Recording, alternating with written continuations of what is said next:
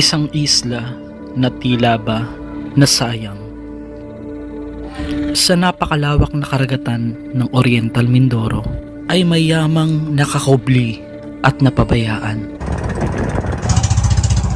Wala na nakatira dyan talaga? Muli kong binalikan at pinasok ang mismong kaloob-looban ng nasabing isla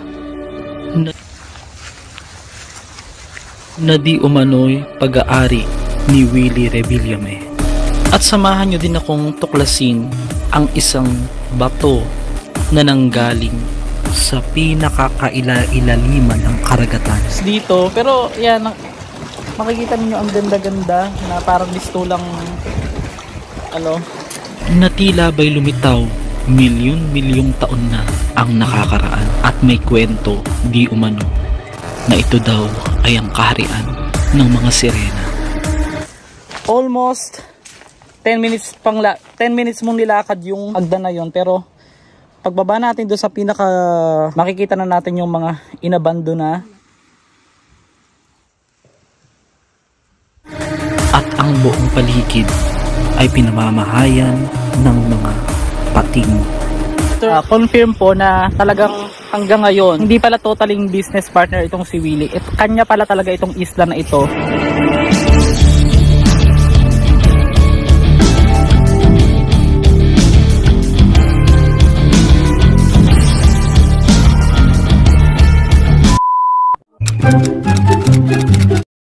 Bago marating ang isla ni Kuya Will ay magbabangka tayo ng humigit kumulang 1 oras. Nung time na to ay sobrang maalon at yan, enjoy lang tayo bago lumubog, charot. Sa pagbabangka pa lang ay sulit na ang biyahe dahil makikita mo ang gilid na ito na puting-puti ang buhangin. Ito nga ay matatagpuan sa Oriental Mindoro. Ang unang isla na ating hihintuan ay ang Target Island.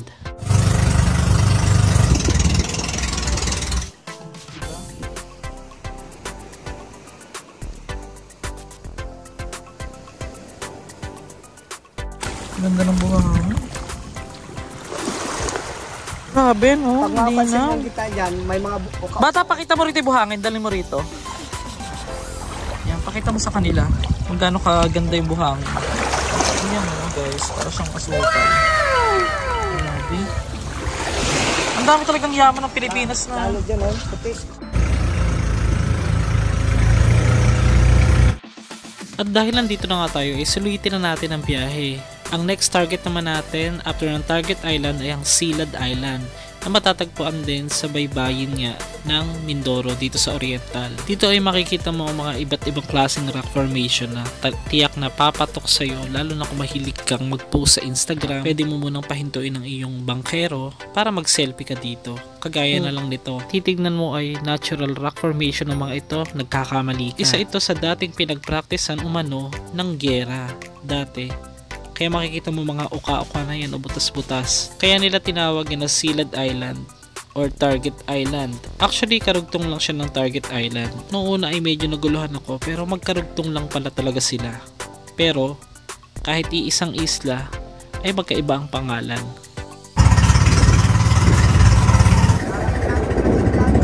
Oo. Grabe. Ha? May hagdan. Ulit pupunta. Guys, may nakita akong hagdan. Ayun o. Ito na yung sinasabi nilang isla ng mga engkanto. Oh my gosh.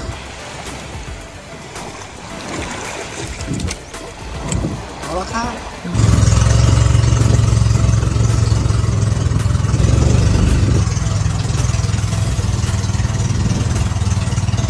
Ito na yun. Yung parang sinasabi nilang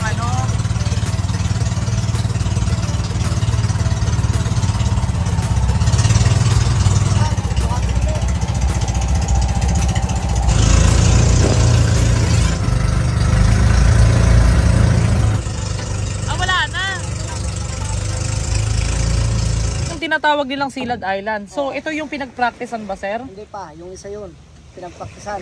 Yun yung mga nabulabog yung engkanto doon. Siguro. Oo. So, pupuntahan natin yung isla ng mga engkanto. Hindi pa yun talaga. Pero, Ngayon, tinatawag na siyang Target Island. Pero nandito na tayo ngayon sa isla ng Silad. Tingnan nyo guys. Magpapalipad tayo ng saglit ng drone. And then, para makita nyo yung mga iba't ibang klaseng rock formation dito na napakagaganda. So, sasamantahin tayo ni ano. Tignan nyo yung buhangin guys. Oh. Okay na rin to. Kaya lang, hindi lang talaga nalinis. Pero, tignan mo ang ganda. Puti na siya talaga. Ay, natutulog. Hindi tayo sa kabila. Saan ang daan dyan? So ito na, papunta na kami doon ni ng bata. Ng bata. Ano pangalan mo, Toy? JM? Samahan mo ako doon na. Ano yun? Ano? Sinilas. Bakit? Kasi maraming mga tinik. Tinik? Oh, grabe. Tapos, akitin natin yung hagdan doon na nakikita ko dito sa papakita ko sa inyo. Bali 3 white beach yung napuntahan pala natin, no? Swerte natin ngayong araw kasi payapa yung dagat. At hindi sila, kumbaga, pinagbigyan tayo ng tadhana. Grabe yung buhangin. Ayan, no? Parang sa Boracay din.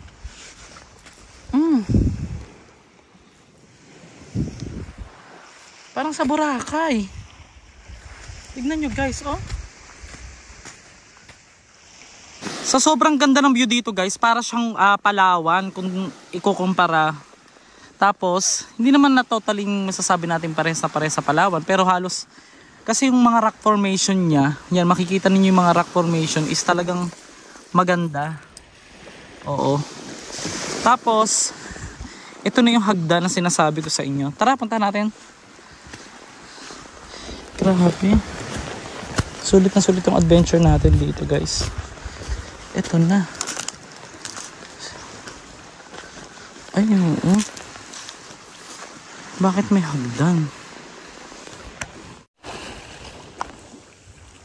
Alay ko yung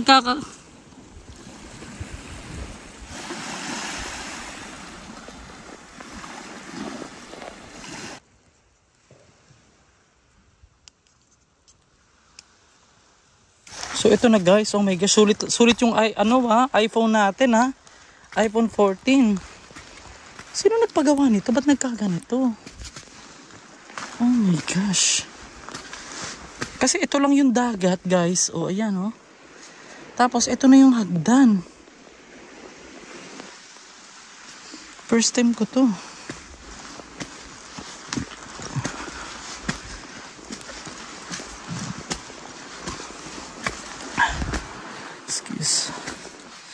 Kaya lang yung hagdan niya is more on na.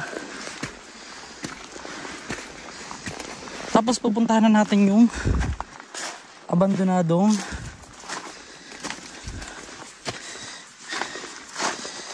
isla. Ganda ng mga rock formation dito. Yung abandonadong mga bahay pupuntahan na natin. Sayang, no?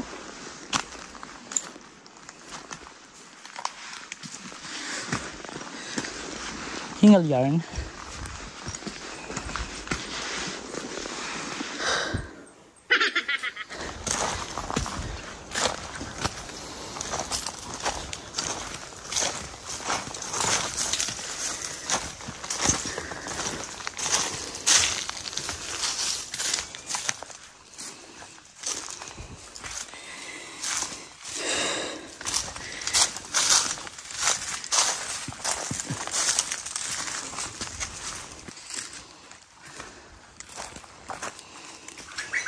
Ay, ano yun?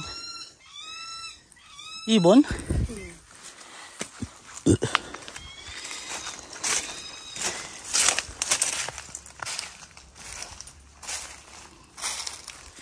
haba pala ng hagdan guys. Sure ka hindi tayo maliligaw? Tensya na kayo guys ha. Hindi ako na-exercise kaya yung hingal ko. Ang weird lang, pagdating ng gitna, dapat malakas yung baga mo. Parang walang hangin dun, no?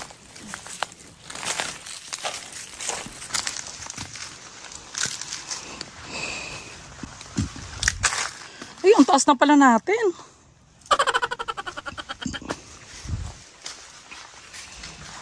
Sinong gumawa nito?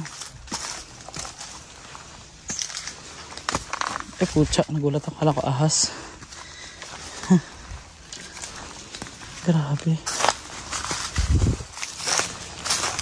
Pero pwede hindi na tayo dumaan dito mamaya. Pwede dito sa baba na lang. Puro pababa naman na. Hindi mo kasi mamamalayan guys eh. Hindi mo siya mamamalayan yung pababa, yung paakyat. Kasi nga maganda yung hagdan. Kaya lang magugulat ka, maano ka na. Hinihingal ka na talaga. Ganda. Almost 10 minutes mong nilakad yung hagdan na yon. Pero pagbaba natin doon sa pinaka baba na yon, makikita na natin yung mga inabando na mga bahay na rest house sana or ano. Sayang talaga guys. Thank you Lord. Para kung maubusan ng hangin kanina. Taas pala. Ganyan siya kahaba.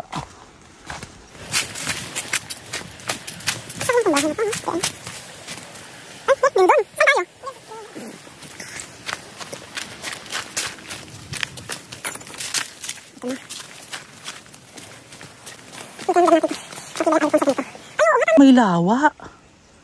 May lawa sa gitna, guys. Ayun oh. Hindi siya dagat. Para siyang bukid. Or lawa sa dagat.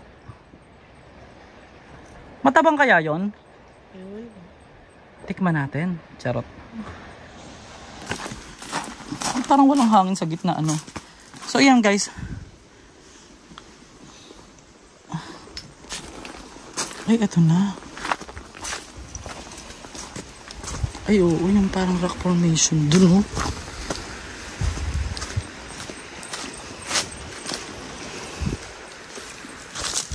Ito lang, oh.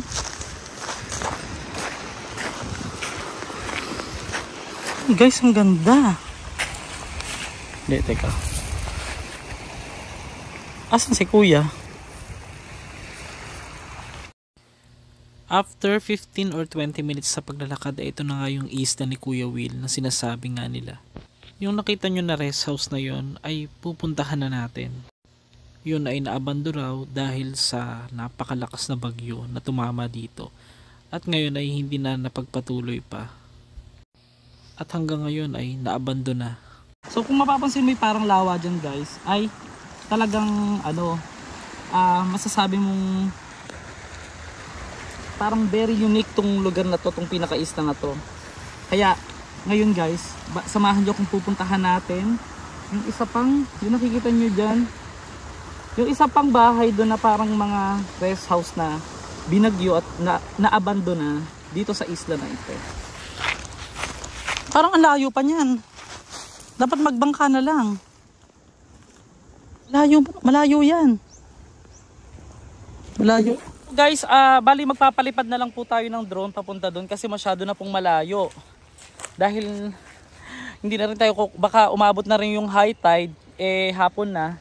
Kaya paliparin na lang natin yung drone para makita natin yung mga nilisan o inabando ng mga bahay na yun, mga kamaster.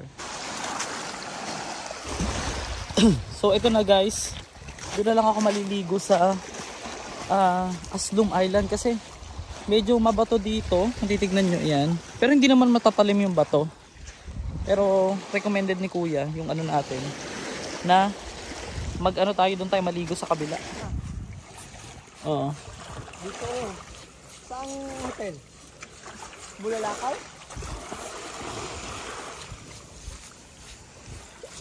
Ano na? Napakalayo eh.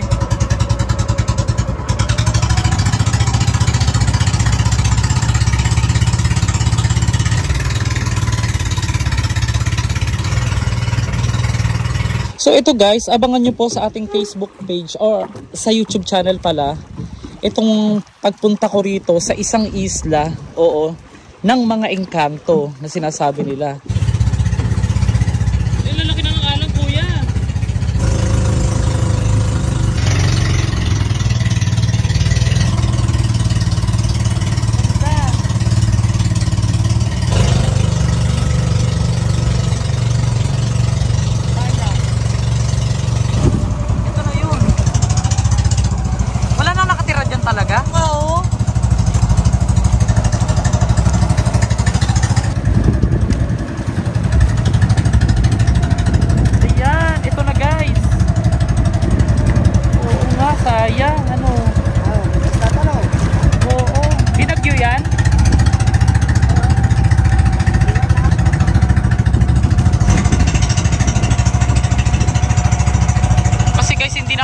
bumaba dyan eh. Sobrang ano eh.